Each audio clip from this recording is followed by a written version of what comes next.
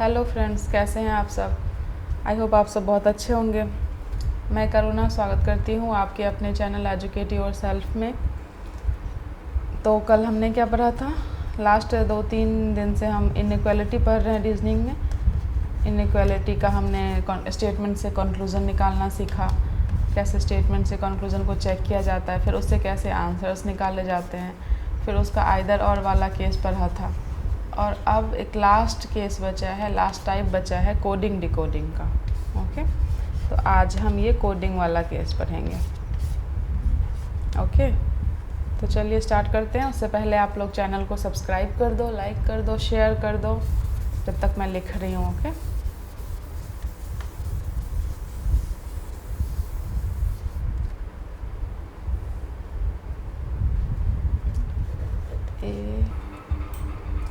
तो ये 5 सिंबल्स हैं, 5 कोडिंग दी रहेगी। अभी तक तो हमें डायरेक्ट दिया रहता था ना कि A greater than, equal to, less than, equal to, ऐसे करके समथिंग डायरेक्ट दिया रहता था सिंबल्स में।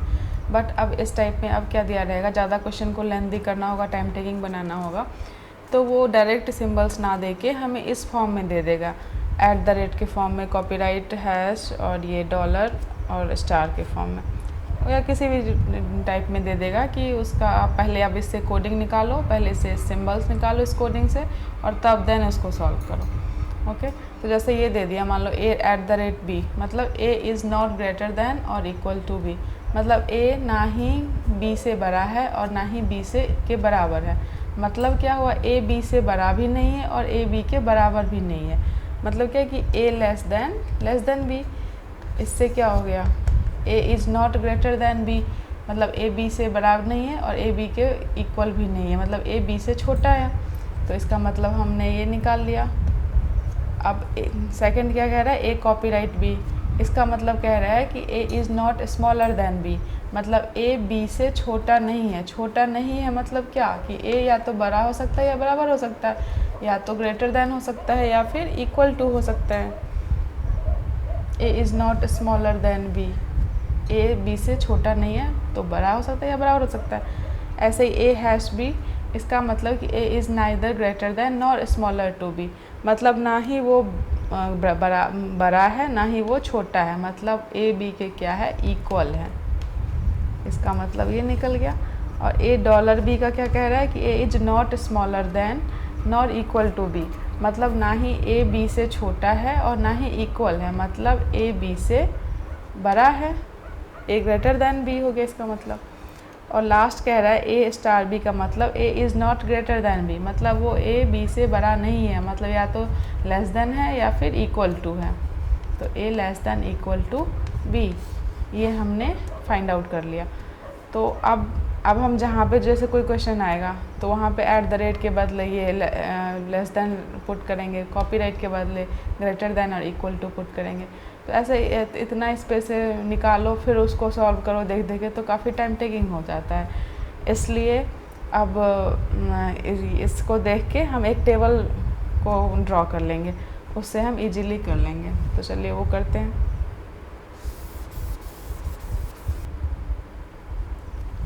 अब हमने क्या करा कि जो कोडिंग दे रखी थी वो आपको समझाया था। अब यहाँ पे स्पेस छोटा है तो थोड़ा सा मुझे मिटा के करना पड़ रहा है, तो आप लोगों ने स्क्रीनशॉट ले ही लिया होगा, समझ गए होंगे। तो अब हमने क्या किया कि ये 2 टेबल वजह से ड्रॉ कर लिए। इससे क्या होगा, आसानी हो जाएगी। जैसे डॉलर चारों कोने पे कॉर्नर पे लिख दिया डॉलर, कॉपीराइट, @ और स्टार, और बीच में हैश का दे दिया साइन। अब डॉलर का मतलब क्या होता है, ग्रेटर दैन, वहाँ से निकला था तो हमने उसके बदले ग्रेटर दैन वहाँ पे लगा दिया। कॉपीराइट के जगह पे ग्रेटर दैन इक्वल टू, @ की जगह पे लेस दैन और स्टार की जगह पे लेस दैन इक्वल टू।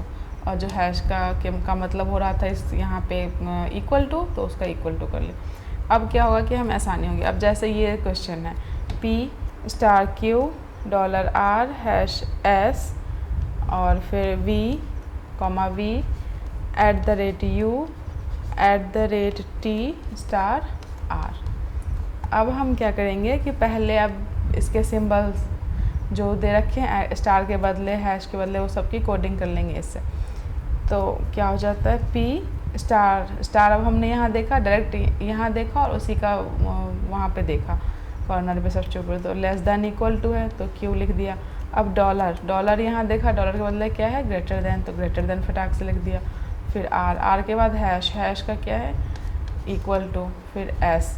तो ऐसे क्या होता है, हम आसानी से फटाफट लिख लेते हैं। फिर यहाँ पे अब तो ये सेकंड स्टेटमेंट है, इसमें वी यू टी आर। अब हम देखेंगे कुछ कॉमन है या नहीं, तो वी यू टी तो बिल्कुल भी कॉमन नहीं है, आर कॉमन है। तो आर से हम आर इक्वल टू एस या एस इक्वल टू आर, तो ठीक है, आर से टी, टी पे जाना है, तो T star R, T star R का मतलब क्या है, स्टार का मतलब less than equal to R, और यहाँ पे आर की तरफ आर ग्रेटर मतलब T less than equal to R, मतलब आर ग्रेटर दैन और इक्वल टू टी, तो यहाँ पे ऐसे यूँ वाला सिंबल उल्टा करके लिख देंगे, आर ग्रेटर दैन और इक्वल टू टी। अब टी से यू पे, तो टी और यू, यहाँ पे you at the rate T है, एट द रेट का मतलब क्या होता है, ग्रेटर दैन, ग्रेटर दैन मतलब टी बड़ा है, तो टी ग्रेटर दैन यू। फिर यू का मतलब लेस दैन ही होता है, तो v लेस देन u मतलब u ग्रेटर देन v। तो हमने ये स्टेटमेंट निकाल लिया। अब इस स्टेटमेंट से जो भी कंक्लूजन्स होंगे हम उस पर डायरेक्ट वैसे ही जैसे पहले मैंने बताया था आपको, वैसे ही पुट करके और सॉल्व कर लेंगे। ओके, अब मैं ऊपर वाले को रब करती हूँ और यहाँ पे स्टेटमेंट कंक्लूजन लिखती हूँ। स्टेटमेंट तो यही वाला हो गया, कंक्लूजन हो गए। फर्स्ट में L डॉलर P, सेकेंड में L हैश O। ओके, तो डॉलर, डॉलर का मतलब क्या था, ग्रेटर देन, तो मतलब क्या होगा कि L ग्रेटर देन P और L हैश, हैश का मतलब इक्वल टू O। अब हम चेक करेंगे L और P को, L और P, L तो है ही नहीं तो रॉन्ग हो गया, L है ही नहीं तो ये भी रॉन्ग हो जाएगा, O तो है बट L ही नहीं है।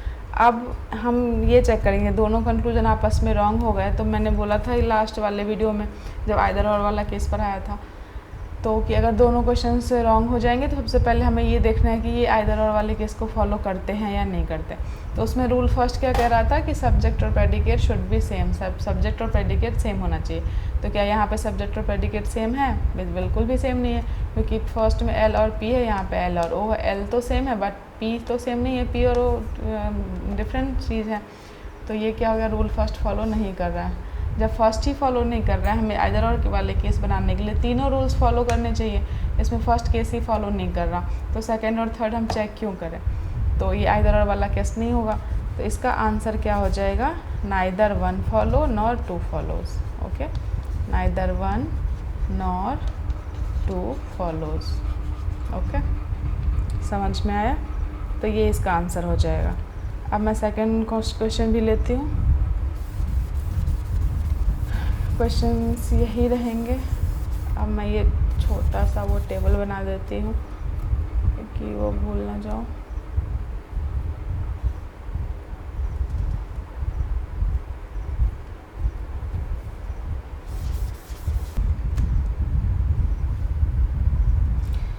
हाँ, तो नेक्स्ट चूँकि वो दिख नहीं रहा था इसलिए मैंने फिर से छोटे छोटे टेबल ड्रॉ कर दिए और क्वेश्चंस वही हैं। अब कंक्लूजन नेक्स्ट कंक्लूजन है। नेक्स्ट कंक्लूजन क्या कह रहा है कि P स्टार S। अब P स्टार S इसका मतलब क्या हो गया, स्टार का हम यहाँ से कर लेंगे P less than equal to S। पहले हम सारे कोडिंग कर लेते हैं। फिर S डॉलर, डॉलर का मतलब क्या है, greater than Q। P at the rate का मतलब क्या है, लेस दैन T। और T कॉपीराइट का मतलब क्या है, ग्रेटर देन और इक्वल टू P। ये चार आ गए। अब हमें चेक करना है, ओके, तो P और S को चेक करना है। P और S के बीच में कितने सिंबल्स हैं, ग्रेटर देन भी है, लेस देन इक्वल टू है, मतलब क्या हो गया, कैंसिल हो गया, पापा चाची वाची सब हैं तो कैंसिल हो गया, वो हमें स्टेटमेंट देखना ही नहीं है। फिर S और Q में कितने हैं, ग्रेटर देन और इक्वल टू, पापा वाला साइन किसके साथ है, Q के साथ, और यहाँ पे किसके साथ है, S के साथ ऑप्शन में, तो ये ऑप्शन भी रॉन्ग हो गया। ये सब अगर कोई ये वीडियो देख रहे, इससे पहले वाला नहीं देखा हो तो आप पहले जाके इससे पहले वाला वीडियो देख लें प्लेलिस्ट में जाके, उससे आपका कॉन्सेप्ट क्लियर हो जाएगा।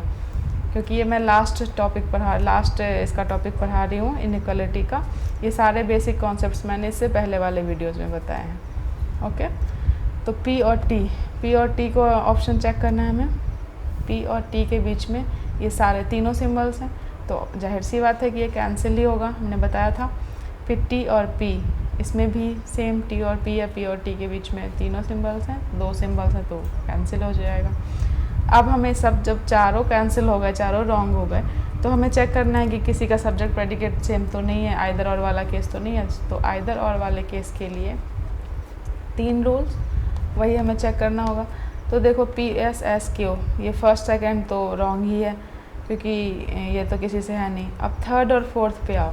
थर्ड और फोर्थ में हमें आइदर और वाला कंडीशन चेक करनी होगी क्योंकि सब्जेक्ट प्रेडिकेट सेम है, P T T P. Okay, तो फर्स्ट रूल तो फॉलो कर रहा है, सेकंड भी फॉलो कर रहा है कि बोथ कंक्लूजन्स आर रॉन्ग, तो ये भी फॉलो कर रहा है। अब थर्ड हमें चेक करना है कि सारे सिंबल्स जो हैं वो जो कंक्लूजन में है वो स्टेटमेंट में है या नहीं, या तीनों सिंबल्स हैं या नहीं। तो देखो चेक करते हैं। फर्स्ट में क्या कह रहा है कि P लेस दैन टी, तो यहाँ से हमें लेस दैन का सिंबल आ गया। सेकंड में कह रहा है, सेकंड में भी तो वही कह रहा है P लेस दैन टी, यहाँ T ग्रेटर दैन। अगर यहाँ पे P होता P ग्रेटर दैन टी तब तो फिर तीनों सिंबल्स फॉलो करते, बट यहाँ भी वही सेम चीज़ है कि P less than T, P less than ही है और इक्वल टू, मतलब ये तीनों सिंबल्स फॉलो नहीं कर रहे, तो थर्ड वाला रूल फॉलो नहीं कर रहा, मतलब ये आइदर और का केस नहीं होगा। मैंने ये जानबूझ के ऐसा डाला ताकि आप लोग का क्लियर हो जाए, क्योंकि आप लोग देख के पी टी देख के, सब्जेक्ट प्रेडिकेट देख के और दोनों रॉन्ग देख के फटाक से आइदर और वाला केस ना लगा दो, इसलिए मैंने ये जानबूझ के दिया था ताकि कॉन्सेप्ट क्लियर हो। क्वेश्चन कम ही करो, बट कॉन्सेप्ट सारे कॉन्सेप्ट बेस्ड में कराऊंगी ताकि सारे एक भी आपका प्रॉब्लम ना रहे, कुछ भी डाउट ना बचे, ऐसे मैं बताऊंगी। तो ये भी नहीं हुआ, मतलब अब इसका आंसर क्या लिखोगे, नन फॉलोज, कोई भी फॉलो नहीं कर रहा है, ना 1 ना 2 ना 3 ना 4, कोई भी फॉलो नहीं कर रहा। तो ये हो गया आपका। तो आई होप आप लोगों को समझ में आया होगा।